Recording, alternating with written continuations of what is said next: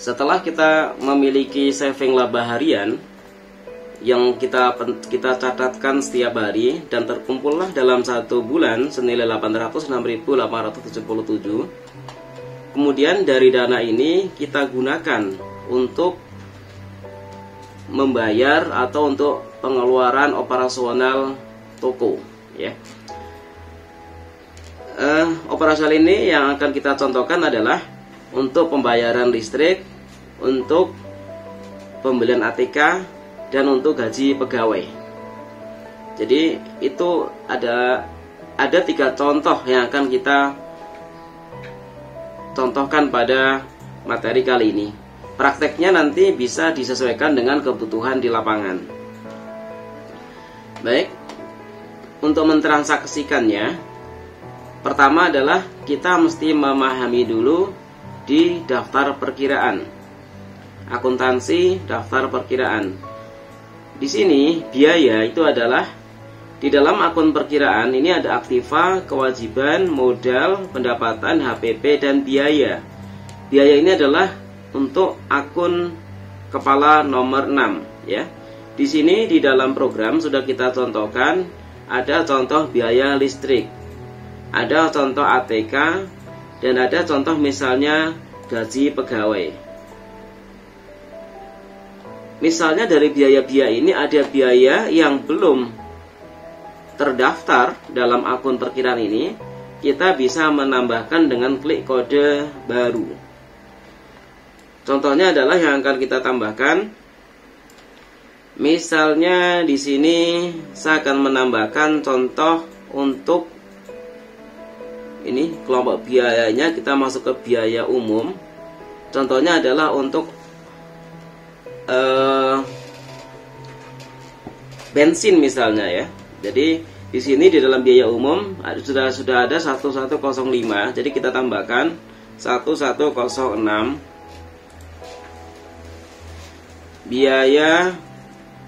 biaya bensin. Atau kalau mau lebih kelompokkan lagi, lebih spesifik, lebih dikelompokkan lagi, biaya operasional kendaraan. Nah, operasional kendaraan ini di dalamnya mencakup misalnya bensin, misalnya untuk tol, dan misalnya untuk servis, ya. Oke, kita simpan.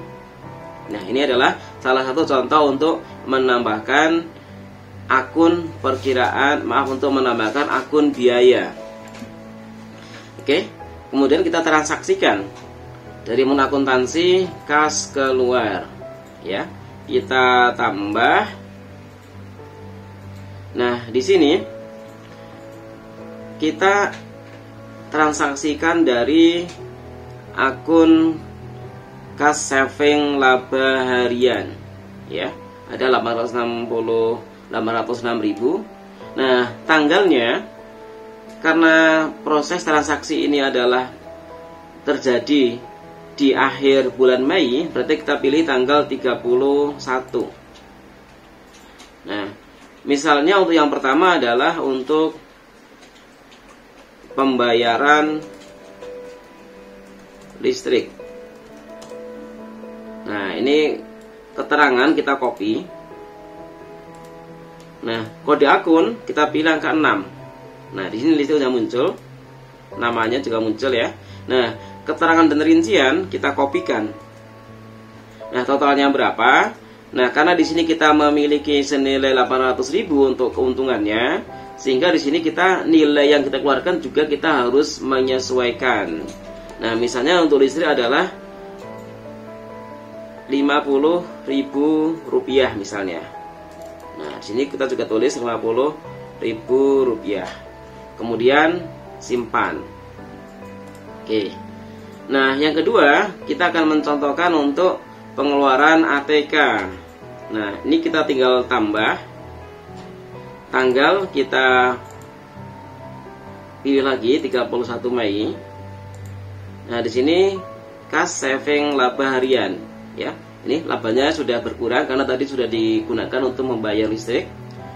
Ini ke ATK. ATK kita mencontohkan 20.000. biaya ATK. Bisa juga kita detailkan dengan jenis barang yang kita beli. Misalnya buku, ballpoint, penggaris. Nah, ini adalah detailnya misalnya. Ya. Kita copy lagi. Nah, ini 6 ATK. Keterangan diisi. Jumlahnya 20.000. Oke, kita simpan. Kemudian kita tambahkan lagi untuk gaji pegawai 31, ya. Saving laba harian. Nah, ini sudah berkurang lagi. Nah, untuk saving pegawai ini, maaf, untuk biaya gaji pegawai ini ada 2 cara, ya. Bisa dituliskan detail gaji per masing-masing pegawai atau dituliskan secara global. Namun di sini saya lebih menyarankan untuk pencatatan gaji pegawai ditulis secara total, secara global. Oke. Bagaimanapun juga ini berkaitan dengan privasi, ya. Jadi saya rasa lebih etis manakala kita tuliskan secara global. Misalnya gaji untuk pegawai di bulan Mei, misalnya kita tuliskan adalah 300.000. Kita kasih keterangan gaji total pegawai, ya. Oke, tambah angkun 6 biaya, kita cari gaji pegawai. Oke, 300.000 rupiah. Kita simpan.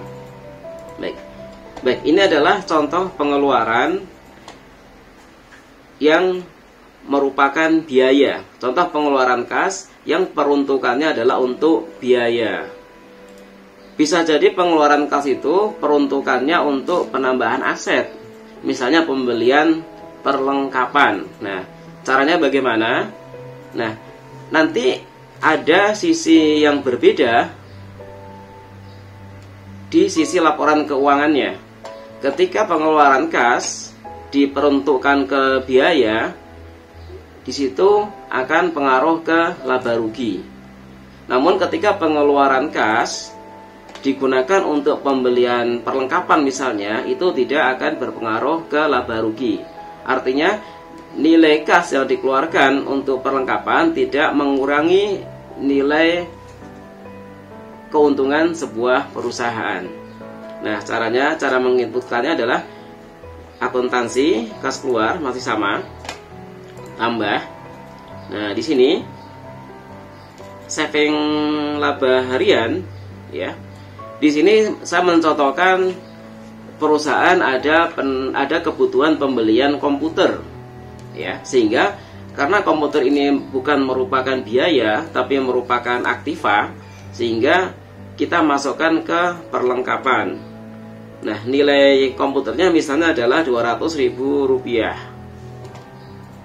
Nah, dikasihkan keterangan, diberikan keterangan pembelian 1 unit komputer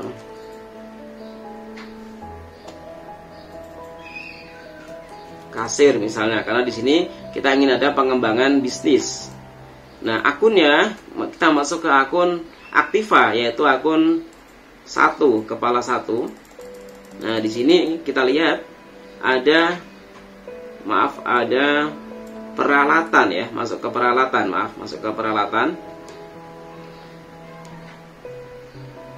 Kita kasih keterangan lagi. Maaf, ini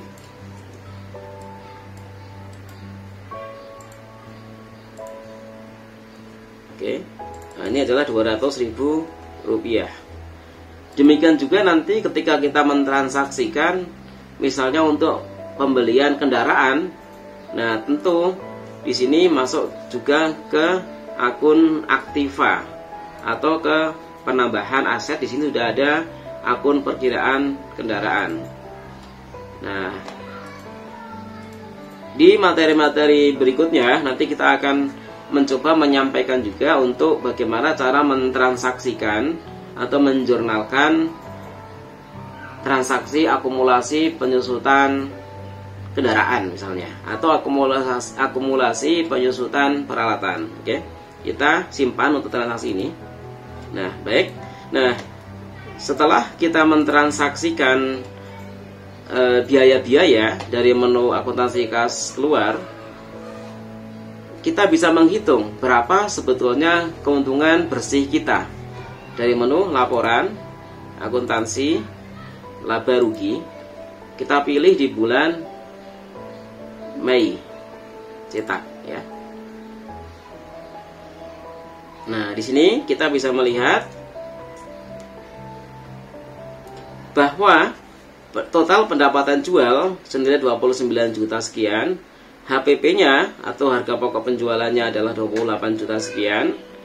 Laba kotor ya, laba kotor sebagaimana yang tadi saya jelaskan ada 806.000. Kemudian dikurangi biaya, ada biaya telepon, listrik, biaya gaji pegawai, sehingga sebetulnya keuntungan bersih kita adalah 436.000 rupiah.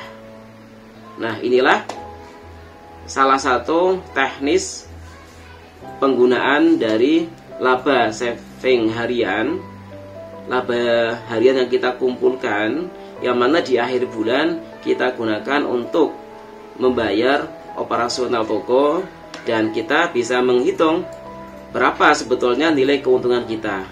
Nilai keuntungan kita itu bukan pada keuntungan kotor atau bukan pada laba harian yang kita kumpulkan, tapi keuntungan bersih kita atau net profit kita adalah laba setelah dikurangi biaya-biaya. Jadi sebagai pemilik usaha kita mesti bisa memahami apa itu gross profit atau keuntungan kotor dan apa itu net profit atau keuntungan bersih. Kemudian setelah tadi laba saving harian kita transaksikan, kita mesti melihat di buku besar berapa sekarang sisa cash saving laba harian kita,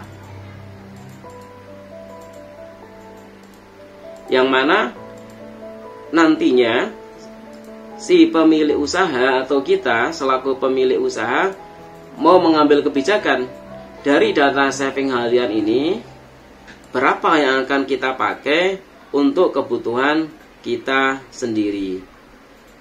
Ya, jadi di sini laba saving harian kita sisa 236.000 rupiah.